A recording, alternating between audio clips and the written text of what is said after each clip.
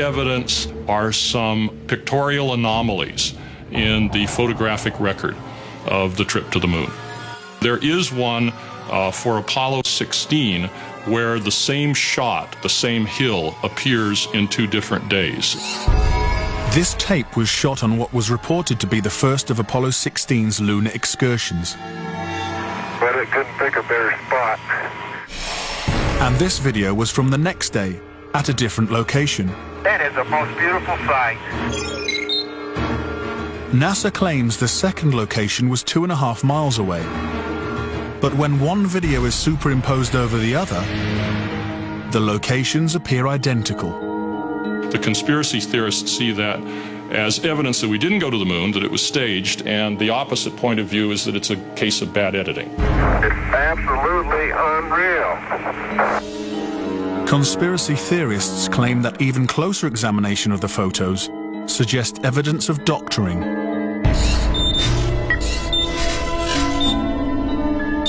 For reference, crosshairs were permanently etched into the lunar cameras, so they would have to appear on top of every image. But in this photo, a crosshair is behind a part of the lunar rover. This situation is impossible and has to be the result of technical manipulation and doctoring of the image. And in this photo from Apollo 11, the equipment in the foreground is covering the crosshair, not behind it. And in another from Apollo 12, the American flag is covering one crosshair, and the astronaut is covering the other. When presented with these questionable photos and videos, NASA refutes the conspiracy theories. Some range from incredibly complicated to incredibly goofy. There are arguments that are wrong optically, they're wrong physically, they're wrong scientifically, they're wrong historically. There's a great deal of claptrap that is sort of woven in to these arguments. But despite what NASA says, conspiracy theorists still insist that Apollo was a hoax. When I looked at all the pictures and all the footage, I'm absolutely convinced, I bet my life on it, that we didn't go to the moon. I know for a fact that we didn't.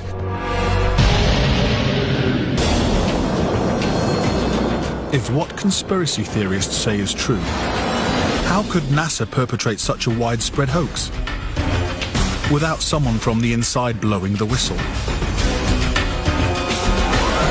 Virgil Gus Grissom was selected as one of the original 7 astronauts. A family man and veteran of several space flights, he was a national hero and was likely to be the first man to walk on the moon.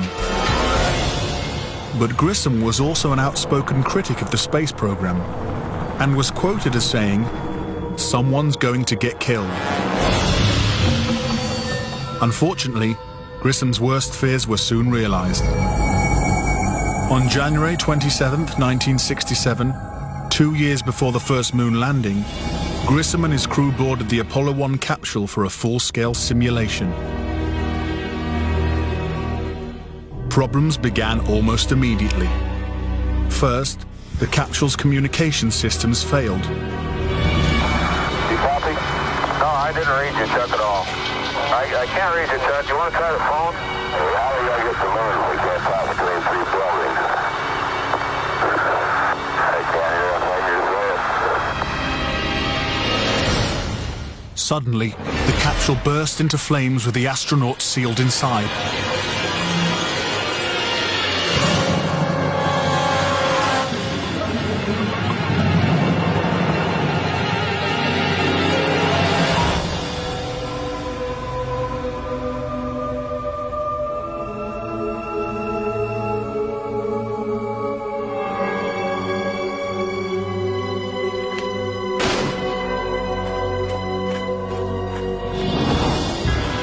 Tragically, Gus Grissom, Ed White, and Roger Chaffee lost their lives before ever leaving the launch pad.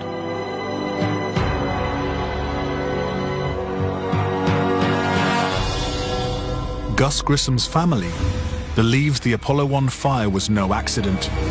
I think it was intentionally sabotaged by someone. It's been a question in my mind what was found in the accident investigation and how was that handled. Was the CIA involved or whoever? But it was done intentionally.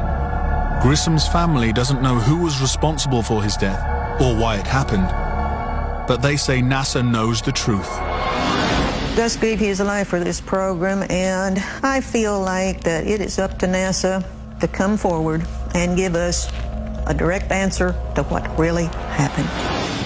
Were Gus Grissom and the Apollo 1 astronauts victims of a tragic accident? Or were they intentionally silenced because they knew too much? We may never know. The cause of the fire is still a mystery, and the capsule remains locked away at a military base.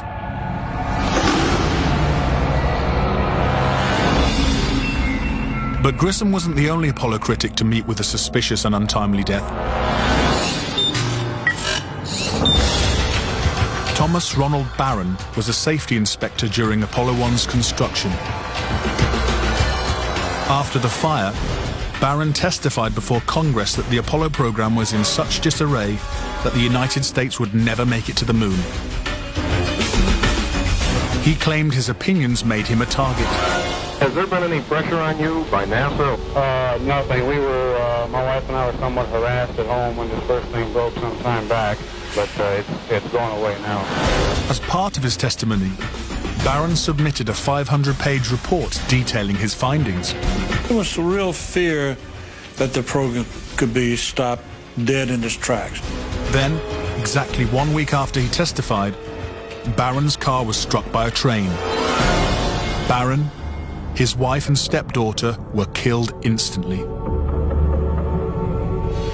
I believe that Thomas Ronald Barron was murdered because he had the truth to tell about the Apollo project.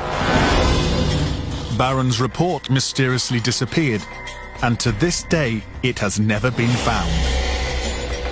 But the Apollo program continued. And so did the string of untimely deaths. Between 1964 and 1967, a total of 10 astronauts lost their lives in freak accidents. These deaths accounted for an astonishing 15% of NASA's astronaut corps. To keep something that's alive wrapped up and covered over, you've got to eliminate all the people that can talk about it.